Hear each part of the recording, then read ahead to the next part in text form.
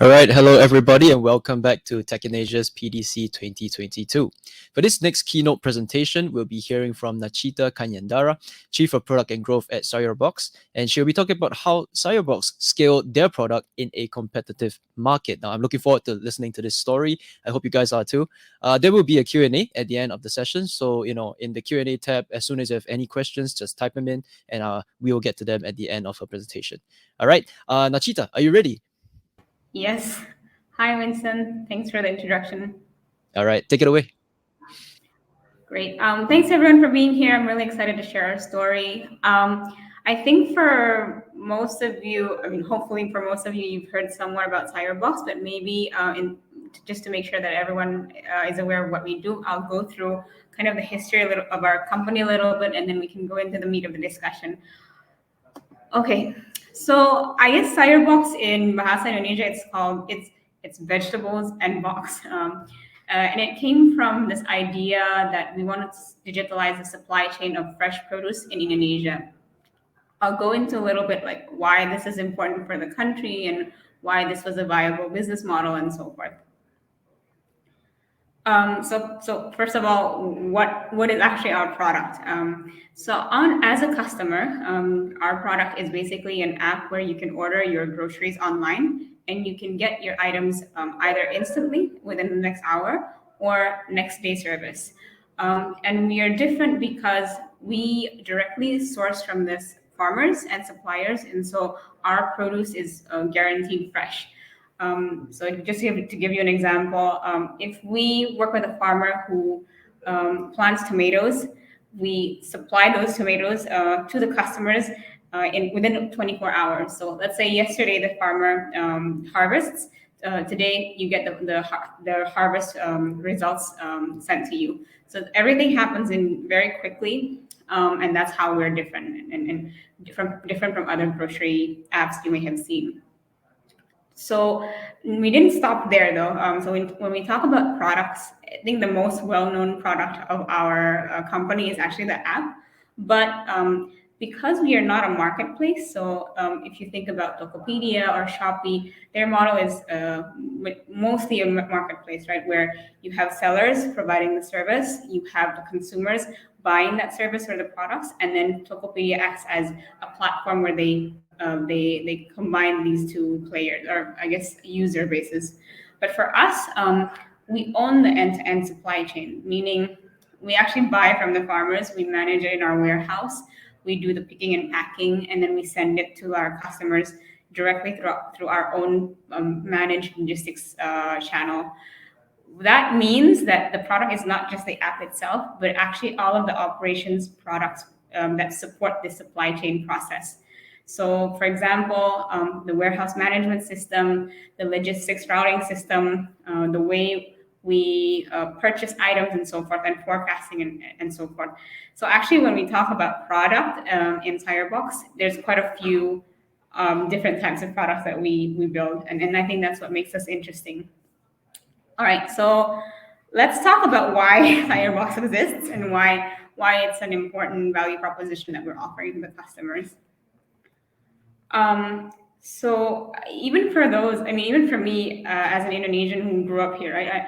I didn't know this until I joined Sayurbox, but the way the agricultural landscape is in Indonesia is that you have so many smallholder farmers that own a very small piece of land. So, for example, like they would only own half a soccer field, right?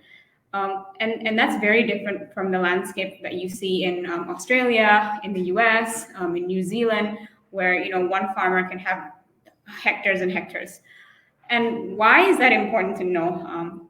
It's important to know because it means that if you're talking about a customer trying to buy a full grocery basket, it means that you have to buy from different farmers, right? If you do this yourself without any aggregation. So the role of Sayurbox is for us to aggregate these smallholder farmers and then distribute that to the customers directly.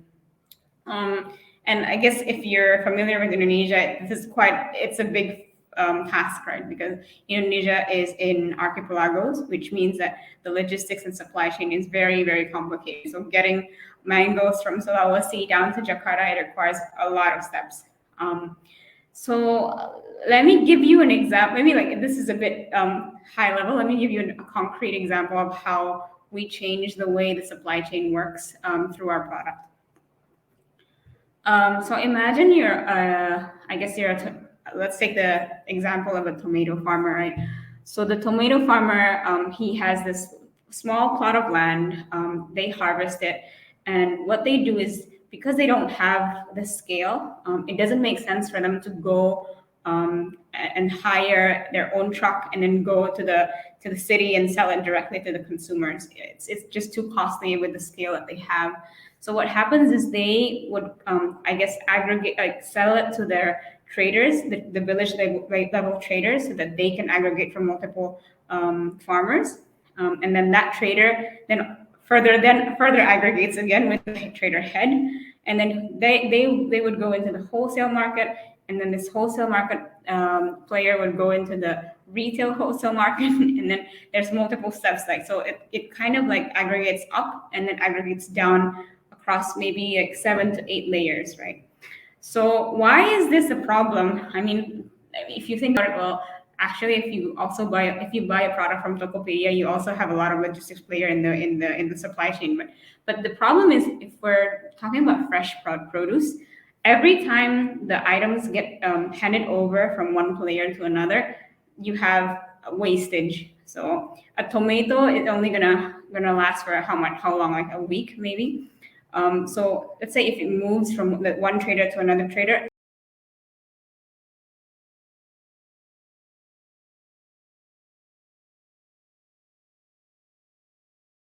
some part of it goes to waste.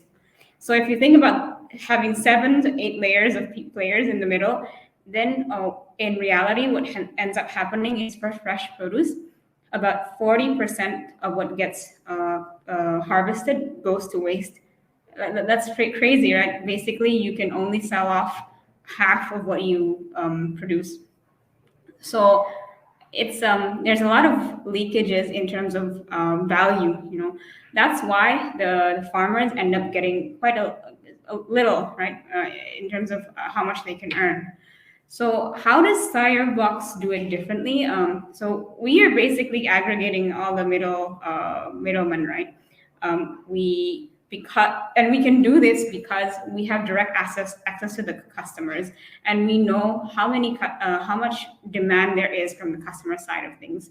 So, for example, hey, we actually know that tomorrow, like 4,000 pieces of tomatoes is sold, and therefore we can predict earlier and tell the farmers, hey, we actually need this much, so please send it to us. And with this process and with less layers, we can lower down the wastage up to about 5%. So you can imagine how big the impact is, and because of that savings and the wastage, we can share a better margin to the farmers as well as sell to the consumers in a cheaper price at a cheaper price. Just to give you a sense, some of the items that we've been able to sell can be up to 50 to 60% cheaper than what is sold in the supermarket. That's because, like, if you think about the supermarket, they have the items ready, right, in the supermarket itself. So they have to have the tomatoes ready regardless of who comes to the supermarket.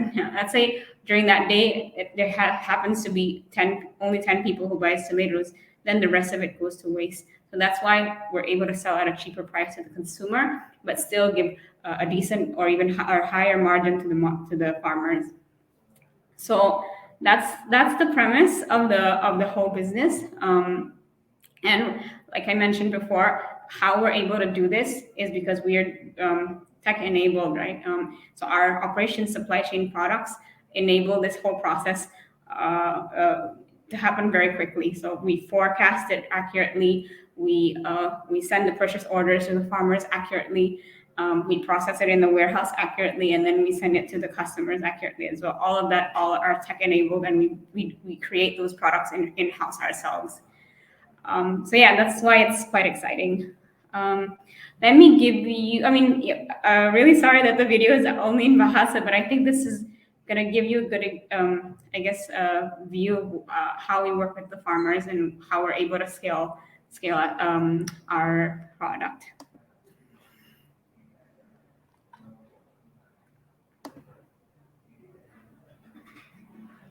Halo, saya dengan Awi dari sourcing manajernya Sayurbox. Program tanam merupakan salah satu strategi supply yang kita laksanakan. Jadi kita bekerja sama dengan para petani-petani lokal dengan menyediakan lahan, pupuk, bibit, dan permodalan lainnya. Program tanam kita yang pertama itu kita lakukan ada di Lembang, kita sewakan lahan, kemudian petani-petani itu yang menggarap. Kita modalin dari pupuknya, bibitnya, sehingga ketemu harga pokok produksi. Sistem kerjasama dengan petani ini kita berbagi hasil. Misalnya kita hitung satu tanaman, contoh misalnya cabai rawit merah, itu harga pokok produksinya kita hitung-hitung sekitar 14.000.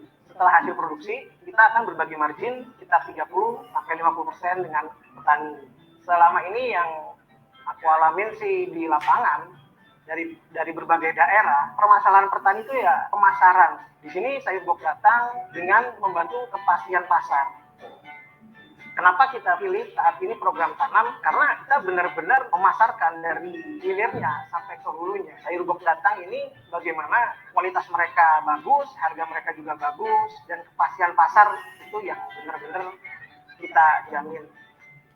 Harapan aku dan timku juga dari tim sourcing Sayurbox ini adalah benar-benar dapat membantu kesejahteraan petani, harkat martabat mereka tuh terangkat lah.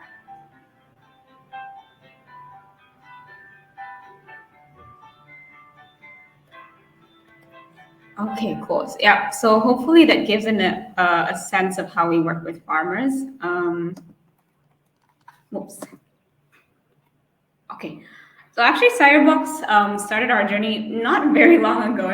It's, the app launched in late 2017, and then so we've been practically operating about 4 to 5 years now, and we are now in a few different cities, Jakarta and Greater Jakarta, Surabaya and Bali. So we work now with about up to 10,000 farmers, and we're continuing to grow. Okay, so I guess the theme of the discussion is around like how we grew in a competitive market, right? So I guess the first question that comes to mind would be like, how competitive is the market, and how has it evolved over time? So I'm sure most of you remember that before the pandemic, there wasn't really any e-grocery solutions in Indonesia. I think Sayurbox is one of the very few, the very first, including Happy Fresh as well. So in the span of 2.5 years, a lot of players have come in, right? So even the likes of GoMart, GrabMart, Shopee, even Tokopedia has also Toko Now, who we work with now together. So it's been a very fast process from going from two players, now 10s, 20s, right? And each of them having their own specialization. So I took this chart actually from an existing report, so it's hopefully not biased. Basically, we can categorize the market into 4 different, I guess, segments. And the matrix that we use is like how much control does the player have over the inventory, and how much control we have over the supply chain. So for example, with GoMart or GrabMart, they work with the merchants, and the merchants are the ones doing the fulfillment and owning the inventory. Whereas for Sayurbox and players like Cari Sayur and Pasar Now, they're more similar, which is like we own the inventory and we do the last mile delivery, and it's a combination of next day and instant. So as you can see, I mean, clearly not everyone is apple to apple, but if we talk about the idea of servicing customers in the e-grocery space, there's quite a lot of players now. So I get let's talk about how we're able to innovate, right? Because at the end of the day, when we talk about growth, it's really about how do we out innovate the next competitor that we have, and learn from the things that we know already. So when we talk about product development, I guess it's like kind of common, right? When people say, product development is an iterative process. It's true, but I think it's I would say the better way to say it is that product development is not a launch and leave process, because most of the times when we talk about product, we treat it as, okay, there's a project that we need to achieve. Once we hit the finish line, which is the product is launched, then we're done. But I think it takes a lot of work to be able to say we're not done. What else can we fix? Even though those fixes can be quite small or very big.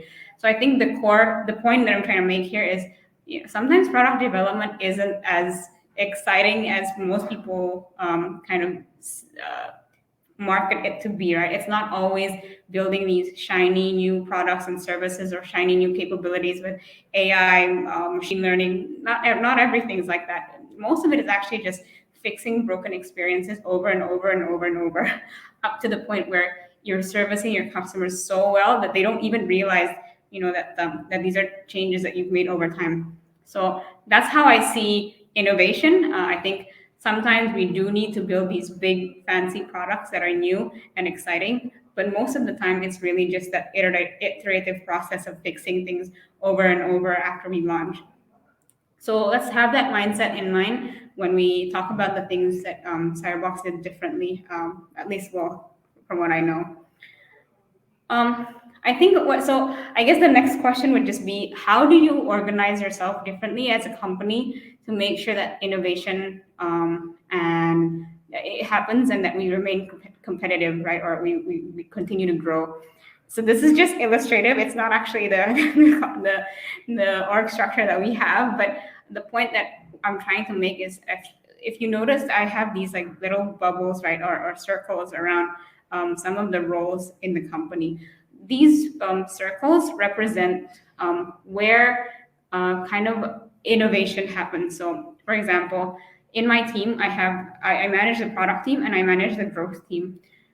So growth in many different different companies mean a lot of different things, but for Sayurbox, it's really about experimentation. So if I had to put it simply, the job of the growth team is to fail often, because if you're not failing often, then you're basically not experimenting, right? So what happens is, usually the projects that they work on, maybe 20%, only 20% of them succeed. But when they succeed really, really well, right? It's a lot of the projects that they do end up being the core driver of the company growth. But I guess the point that I'm trying to make from this slide is that we have these groups of people in different organizations, right? So it's not just in product and growth, and product is not the only driver for growth. So we also have it in the operations team, and then in the marketing team, because we believe that every single function, not just product, requires people who are very focused on experimenting and finding new ways to grow. So I think this is one thing that I would say we do quite differently from at least the companies that I've worked with in the past. So again, this is I guess going back to the same point right before. It's not enough just to have teams that are dedicated to do experiments, but as a company, you need to commit to this, right? So in our OKRs, we make sure that there are some OKRs that are committed. So we have to do this or we die. No, it's not, but it's the most we commit to it the most. And then there are aspirational OKRs. So okay, if we hit the committed OKRs, let's try to achieve the aspirational OKRs. And then we have the third one, which is the learning OKRs. So if you notice, there is at least 3, right, in this list of examples. What it means is that, hey, okay, out of the 100% of the things that you're trying to achieve, I want you to make sure that you are learning X% of the time. So as a company, we all agree that learning is an OKR that everyone has, right? And this is another way to make sure that the company is okay with failing, and we allocate resources specifically to fail.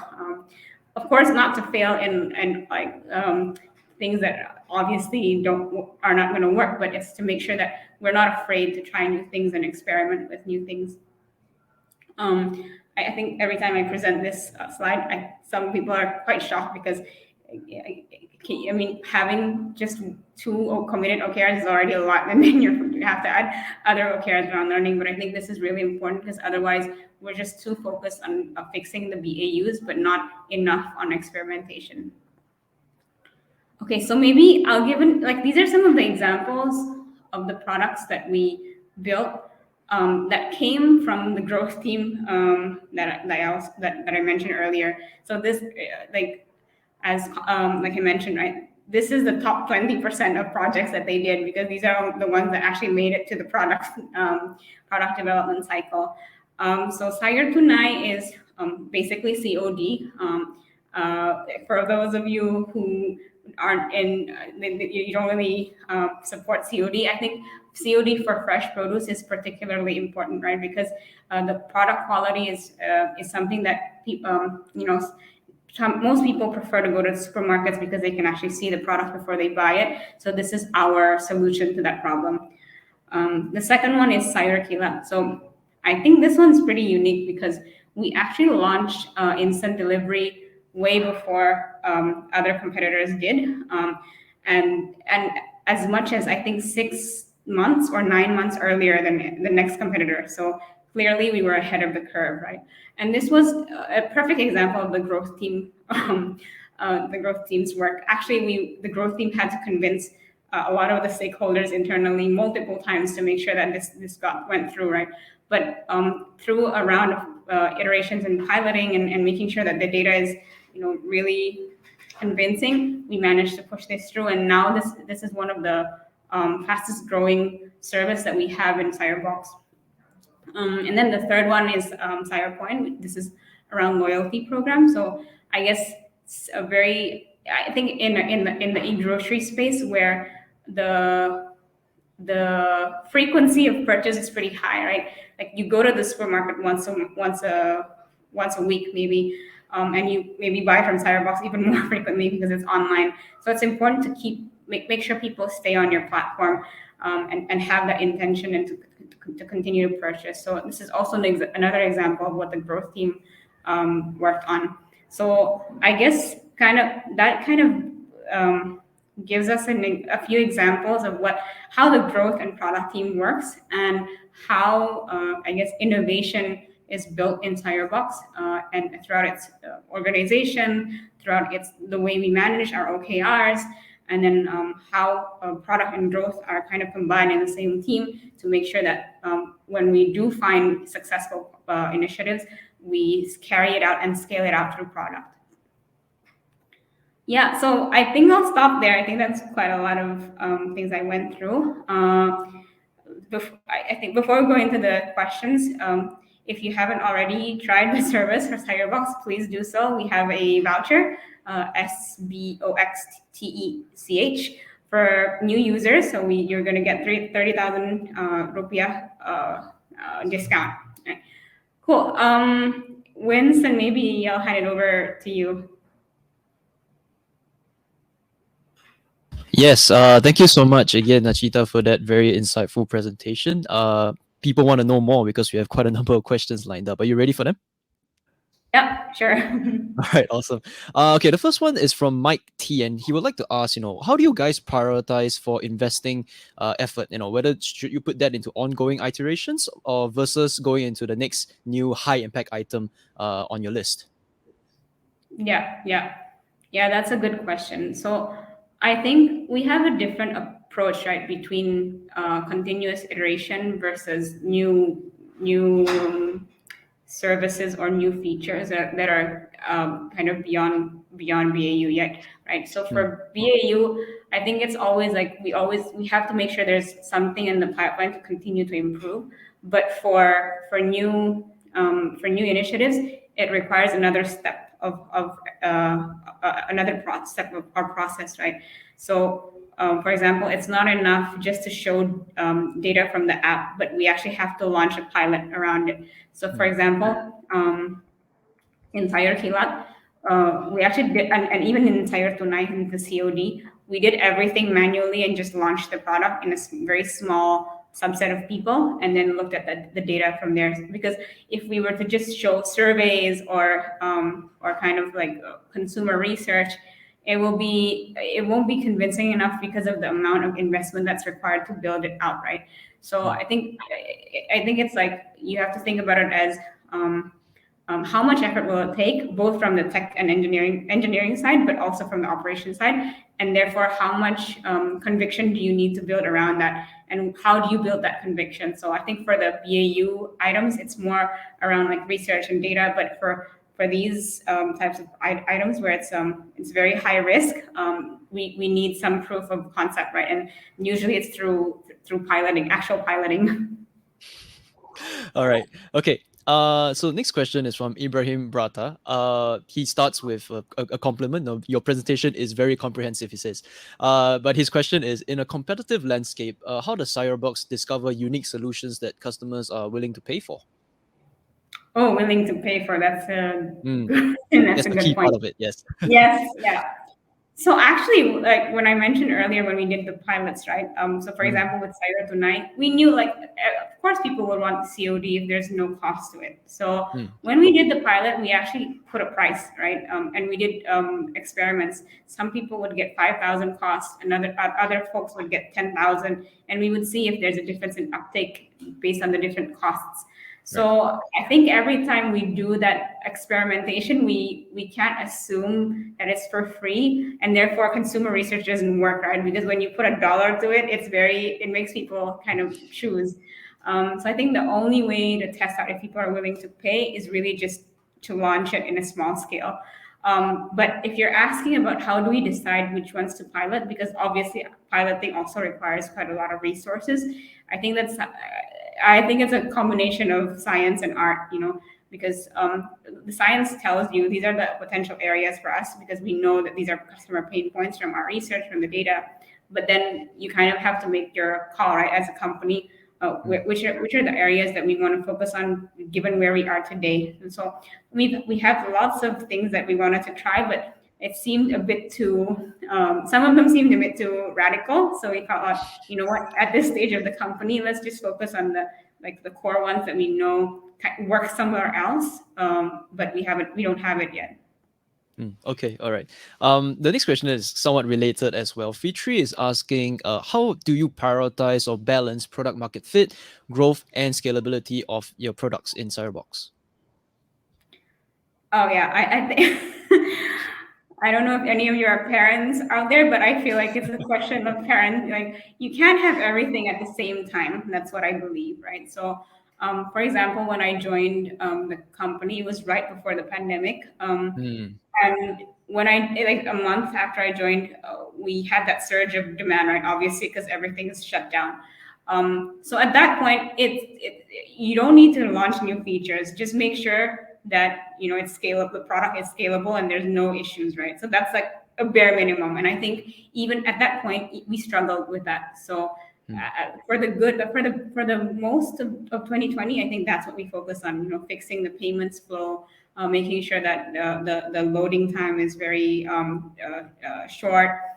There's no issues on double order counting and so forth. So really, I think to answer your question, the balancing act is not within a single time frame, but over a period of time. Let's say we know that we are not hitting the baseline in basic scaling today, so let's fix that mm. first, and then we go into more, I guess, like higher risk projects afterwards. That's my view. Okay, all right. So okay, this is a bit similar to the one before about working in a competitive environment. Fyudza would like to ask, how do you make it such that the Sayur Kilat product really stands out in this competitive market and also competing with quick commerce products?